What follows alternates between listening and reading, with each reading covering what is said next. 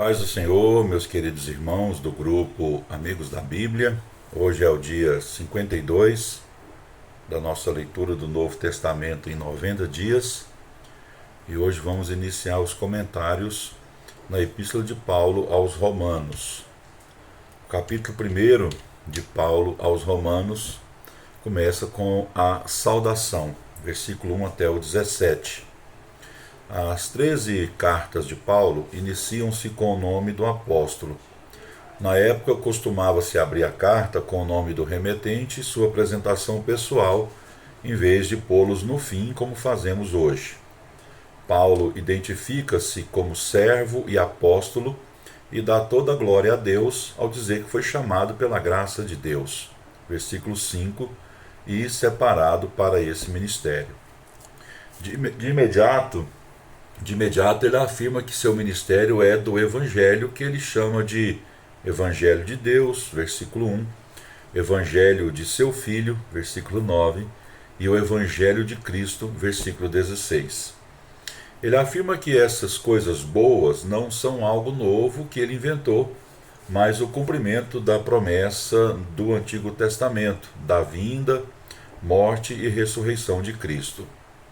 O Evangelho diz respeito a Cristo, um judeu segundo a carne, versículo 3, mas prova ser verdadeiro Filho de Deus, segundo o poder do Senhor, por intermédio da ressurreição, versículo 4. Isso prova a humanidade e a divindade do Deus homem, o único que pode ser o nosso mediador, Jesus Cristo. Qual o propósito desse Evangelho que custa a vida de Cristo? O versículo 5, ao declarar que o objetivo é fazer com que todas as nações obedeçam pela fé, respondem a essa pergunta. Nos versículos 6 e 7, Paulo descreve seus leitores. Os descreve de que maneira? Os santos de Roma. Santo é o crente que está vivo em Jesus Cristo. Apenas Deus pode transformar um santo, uma pessoa pecadora, em uma pessoa santa. Embora vivam na perversa cidade de Roma, eles também são chamados de amados de Deus. Nessa breve saudação, Paulo identifica, primeiro, o escritor, ele mesmo, segundo, os destinatários, os santos de Roma, e terceiro, o tema, Cristo e o Evangelho da salvação.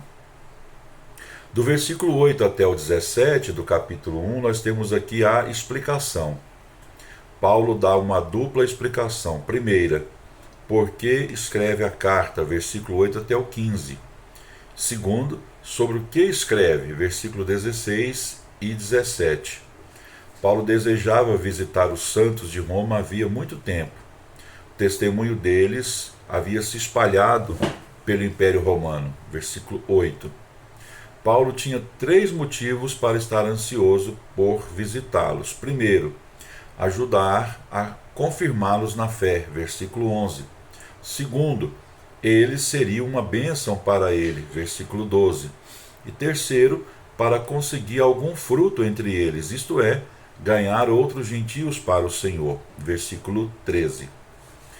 Ele explica que foi impedido, de acordo com o versículo 13, de visitá-los até aquele momento por causa das muitas oportunidades de ministrar em outros lugares.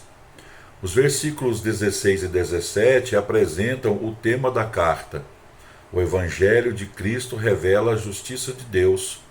Justiça essa fundamentada na fé, não nas obras, e disponível para todos, não apenas para os judeus. Do versículo 18 até o 32, nós temos aqui no capítulo 1 a condenação. Iniciamos agora a primeira seção da carta que discute o pecado, que vai do capítulo 1, versículo 18, até o capítulo 3, versículo 20. Nesses versículos finais do capítulo 1, Paulo explica como os gentios entraram nessa horrível escuridão que os subjuga e como se revela a ira de Deus contra eles. Repare nos passos descendentes da história dos judeus. Eles conheciam a Deus, versículo 18 ao 20. Deus deu-lhes duas revelações de si mesmo, neles, consciência, e entre eles, criação, versículo 19. Eles não o glorificam como Deus, versículo 21, 22 e 23. Os homens passaram da verdade para a mentira por causa dos pensamentos vãos e do raciocínio tolo. A diferença leva à ingratidão, o que resulta em ignorância. O próximo passo é a idolatria, em que se honra a criatura, até o homem, em vez do Criador. Eles mudam a verdade de Deus, versículo 24 e 25. Na verdade, a palavra mudam deveria ser traduzida por trocam. As pessoas substituíam a verdade de Deus pela mentira de Satanás.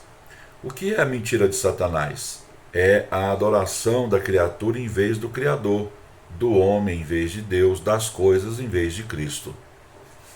Eles rejeitam o conhecimento de Deus, versículo 26 ao 32. No início, essas pessoas tinham o conhecimento claro de Deus, versículo 19 e o 21, e de seu julgamento contra o pecado, versículo 32.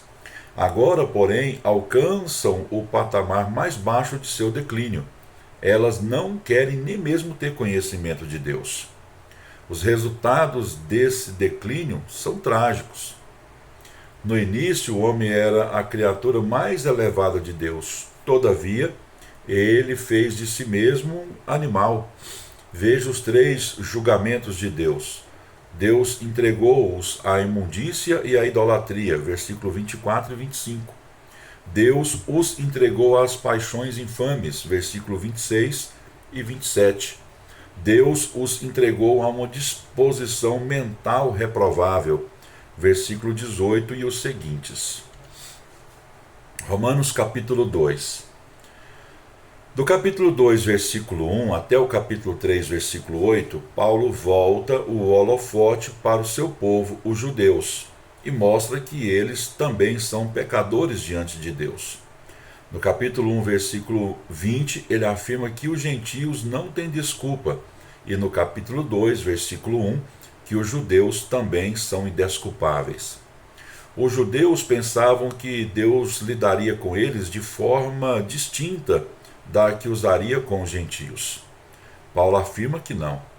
Os princípios de julgamento de Deus são justos, por isso os judeus estavam sob a condenação e a ira de Deus.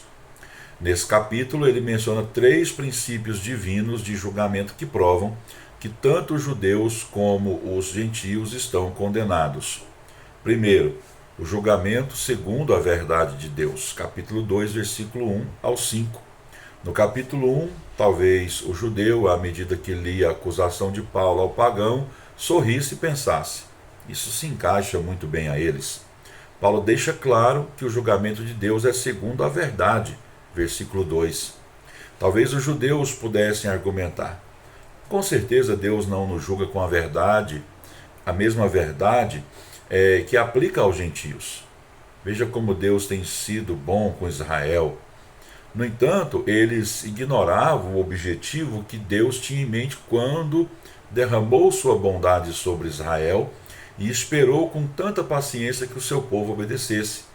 Era de supor que sua bondade os levaria ao arrependimento. Em vez disso, eles endureceram o coração e assim armazenaram mais ira por parte de Deus para o dia em que Cristo julgará o perdido. Apocalipse capítulo 20. Ainda hoje, ouvimos essas 2 mesmas desculpas que os judeus usaram nos dias de Paulo. Eu não preciso de Cristo porque sou melhor que os outros. Com certeza Deus nunca me condenará, pois Ele é tão bom comigo. Todavia, o julgamento final de Deus será segundo a verdade, não segundo a opinião ou a avaliação do homem. Segundo, o julgamento segundo a obra da pessoa, capítulo 2, versículo 6 até o 16. Os judeus não percebiam que uma coisa é ser um ouvinte da lei e outra bem diferente ser praticante, versículo 13. Por isso pensavam que tinham uma posição mais elevada entre o povo do Senhor. Lembre-se que esses versículos não dizem como ser salvo, mas descrevem como Deus julga a humanidade segundo as obras realizadas do curso da vida. Os versículos 7 e 8 falam do propósito e dos desígnios totais da vida da pessoa, não de ações ocasionais, como William Newell define, a escolha de vida. Cada homem, versículo 6, toda alma, versículo 9, a todos, versículo 10, essas frases mostram que Deus não poupa as pessoas, mas julga a todas segundo a vida que levaram. Alguém pode perguntar, mas Deus é justo ao julgar os homens dessa forma? Afinal, os judeus receberam a lei e os gentios não. Sim, como os versículos 12 até o 15 explicam, Deus é justo. O Senhor julgará as pessoas à luz do que receberam. O Dr. Roy Laurin escreveu: as Escrituras deixam evidente que os homens serão julgados de acordo com o conhecimento de Deus que possuem. E terceiro, o julgamento segundo o Evangelho de Cristo, capítulo 2, versículo 17 até o 29. Paulo já mencionou 2 vezes o dia do julgamento, versículos 5 e 16. Agora ele afirma que esse julgamento será do coração quando Deus revelará todos os segredos. Cristo será o juiz e perguntará: o que você fez com o Evangelho de Cristo? Os judeus vangloriavam-se de seus privilégios, o racial e o religioso. Os judeus não enxergavam que esses privilégios os obrigavam a levar uma vida santa.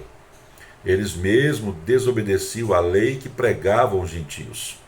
Como resultado disso, os gentios maus blasfemavam o nome do Senhor por causa dos pecados dos judeus.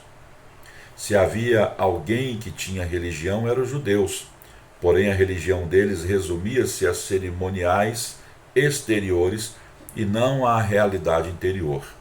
Eles vangloriavam-se de seu rito de circuncisão que os identificavam com Deus vivo.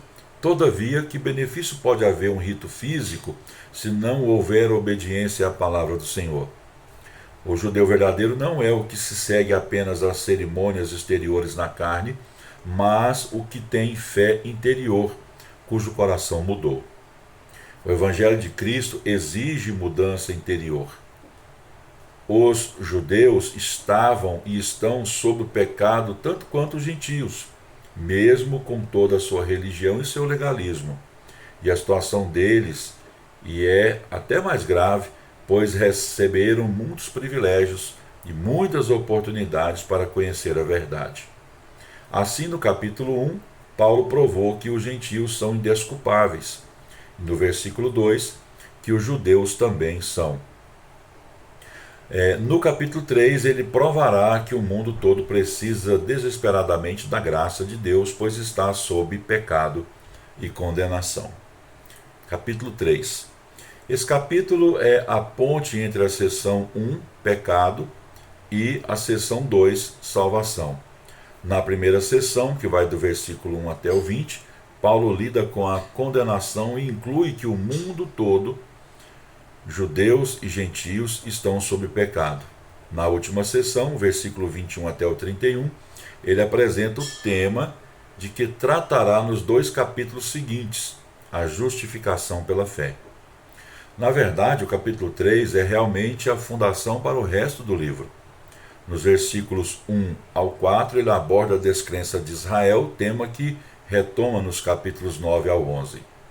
No versículo 8, menciona a questão do viver em pecado, ao qual retorna nos capítulos 6 ao 8. O versículo 21 traz à tona o tópico da justificação pela fé, tema dos capítulos 4 e 5. Por fim, fala do estabelecimento da lei e da obediência a ela, assunto desenvolvido nos capítulos 12 ao 16.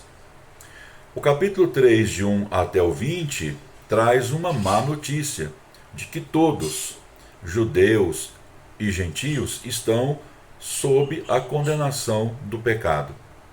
Porém, do versículo 21 até o 31, traz a boa notícia, que é a justificação pela fé. Termina aqui o nosso vídeo.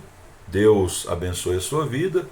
E lembrando que os nossos comentários são extraídos e adaptados aqui conforme a nossa necessidade do comentário bíblico WERSB. Que Deus te abençoe. Até o próximo vídeo.